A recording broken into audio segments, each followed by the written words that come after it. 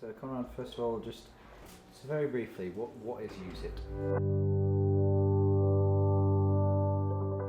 Use It is part of a European programme that was set up to explore new ideas of addressing urban poverty. The idea we have is to address poverty by making better use of existing assets within a community rather than look for external solutions. On one hand, it's an area of long-term disadvantage. But on the other hand, over the next 10 years, it's going to be an area of very significant investment. We've got the new hospital being built just over the road, £350 million. There's also going to be about 4,000 new homes, bringing 10,000 new people to the area.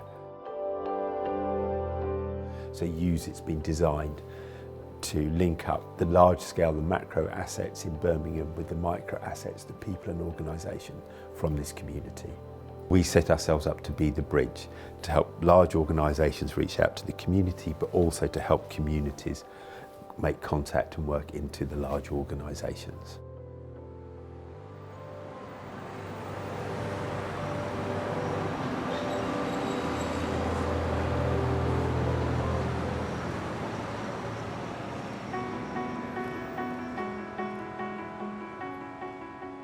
Well, community research is about collaborating with the community on projects and co-designing and co-producing that research to sort of identify problems and work with the community to shape those research questions so that we get valid answers out of that.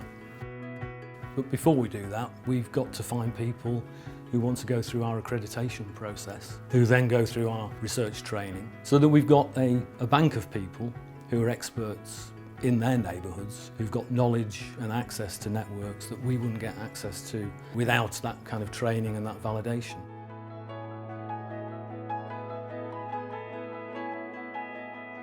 A community researcher is somebody who has a genuine interest in the local community. People would already have an existing relationship with them, and there would be an element of trust, which is essential. It's giving communities voices. It's about them believing that when they do respond to research and when they do participate as participants, they would have an opportunity for change. And that's what makes it quite unique, is that they are not looked as outsiders. They belong to their communities, and so their research is more in depth and much more truthful. I think being trained as a community researcher with the Use It project, they said something at the very onset, which was they see all knowledge as equal, or they value it equally. So it wasn't a top-down approach of we're going to help you, we're going to save you, we're going to teach you. It was very much a collaborative process, which I hadn't actually come across before. The time they gave you, the support they gave you, the fact that they also valued our time by paying us for any research we undertook, and that was very different from anything I'd ever done. It gives us a taste of how to co-produce research. The community researchers are the bridge between communities and a lot of the anchor institutions in the area, like the universities and the hospitals. And if we're truly kind of serious about creating future cities or future environments and meeting some of the global challenge, we have to bring all those voices into the kind of conversation. At the end of the day, we're hearing help. The communities have that knowledge and have things to offer, so it's this bridge between communities and universities that I think Use It has highlighted very successfully.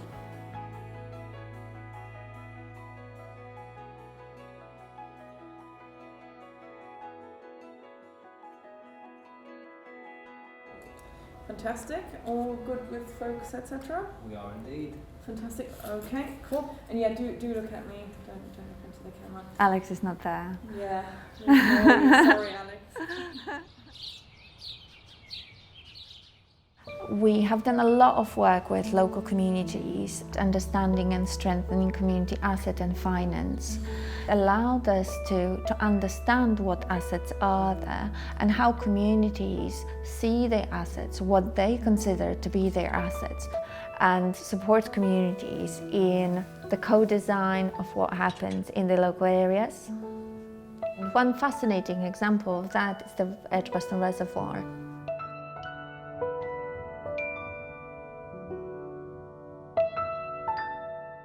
For a number of years it was leased to the council, who did some bits and pieces. It's a playing field, it had a pavilion, and then at some stage the pavilion was burnt down and the field sort of fell into disrepair. And it's just been left really as an open space, so people come in and use it, but it's not had any real sort of purpose to it, if you like. To the edge of the grass is what I'm thinking. Yeah, that's it. We started very small. We started from identifying the playing field as an area where we could try and provide some facilities for the local people to meet frequently. It grew a lot bigger from that. We got to know Birmingham Settlement and Martin Holcomb, and they said, you know what, this has always been a community space and we want to reboot it. So we need to do something that can get people connected to that space.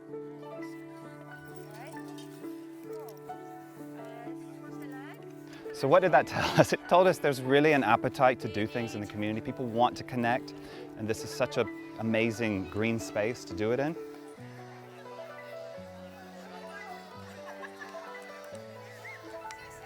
This is a perfect example of a sharing economy on the community level that really supports the ones that are the most vulnerable in the community and allow people to create that support network. One of the issues around this whole area has been about antisocial behaviour. If people are actually using it on a regular basis, doing forest schools, Tai Chis, eat, make and plays like this, other types of activity, people are more involved, they look after it, it becomes they take ownership of it and make things happen themselves. These events, loads of people met for the first time, people who were neighbours, who never spoke to one another. It's creating these local ties that boost creativity, that make people want to do things together.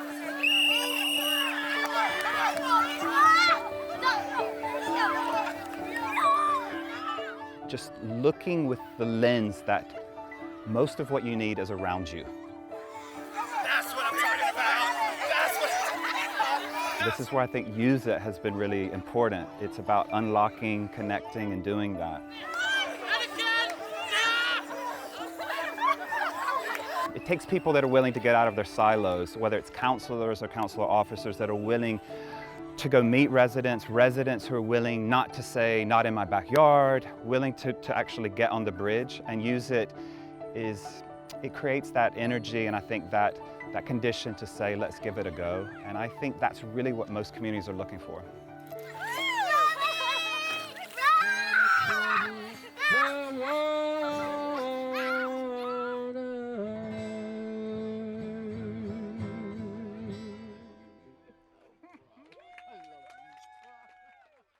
We say in the project that we build resilience on the ground. It's an interesting word. It implies that people are ready for the changes that are coming to the area, but they are actively ready for the changes, that they're taking actions and they are becoming a part of the future.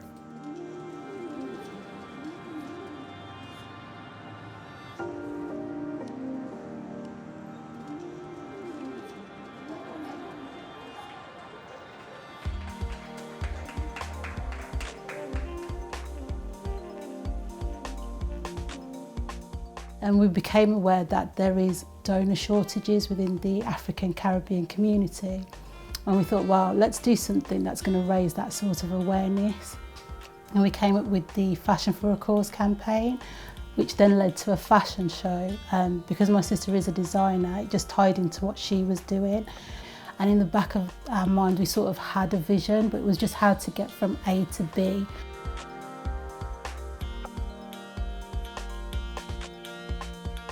ISE is a social enterprise development organisation, and we work with social enterprises here in Birmingham and nationally. And our social mission is to grow the sector. The growth of social enterprises is really important to us. They pretty much took our little idea and built it up from scratch and kind of gave us something to work with.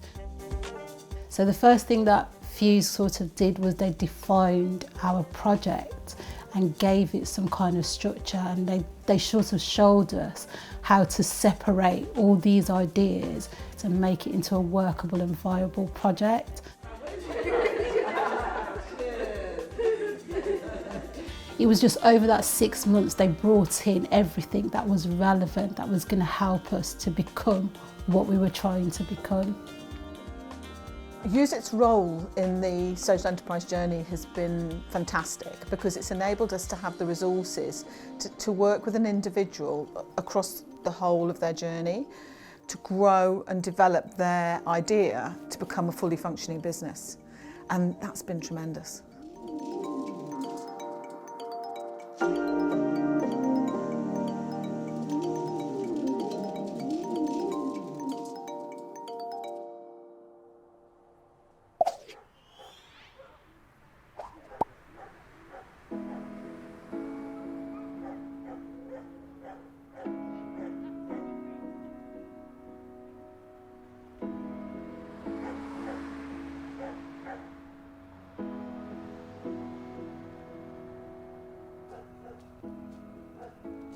What we'd identified that living in this area, we'd got a lot of refugee status and overseas migrant colleagues who lived in our area, but also their skills weren't being utilised, and yet we'd got a demand in NHS across the UK for these professions.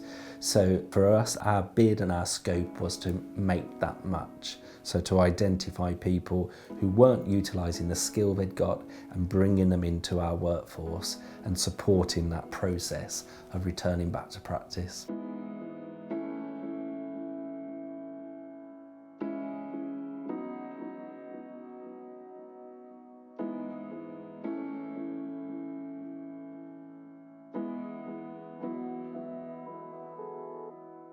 I was doing a part-time job. I had 4 kids. I mean, with the part-time job, I was only able to run my kitchen. I cannot explain the situation, you know, what was going within me. I was feeling very low, that I am a doctor, but I'm not able to practice as a doctor, and I don't know how to do it.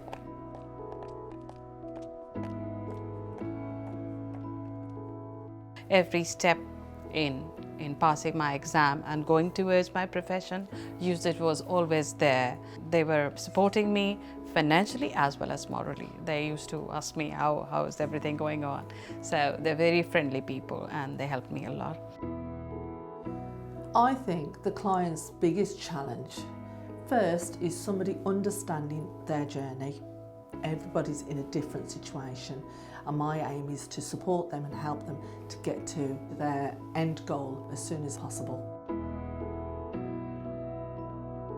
So here we have a great example of how working alongside a variety of different cultures from overseas has had huge benefits for our own workforce. And from a diversity point of view, I think it's really helped us better understand some of the challenges faced by our overseas migrant professionals.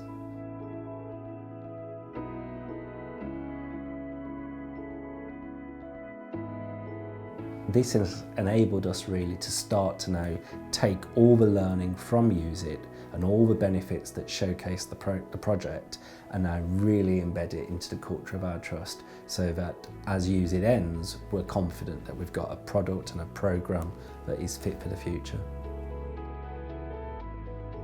Me personally, it's like, wow, I have got the best job in the world. I honestly say that. I'm a positive person, I'm very motivated, but what I've realised from this project is don't be judgmental. Take people as they are at face value. All of my clients, everyone I've spoken to, they don't want the benefits that they receive here in the UK, they want to work. And to just see the passion from that individual, they've left everything and want to start to make a new life for themselves. And I sometimes put myself in their situation and think, would I be able to do that? And I don't think I would. I just think they are so strong, and I'm humbled when I meet them, but privileged to be working on this project. I really do. Yeah. Thank you. Excellent.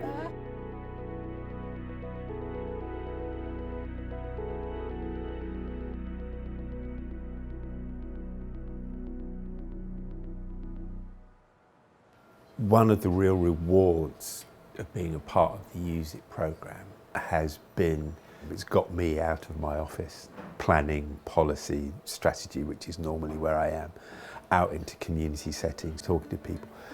Experience the journey of the community researchers, experiencing the journey of people setting up social enterprises, none of whom thought a few years back that this would be the path they'd be taking. And then you meet them, talk to them, and it's joyful.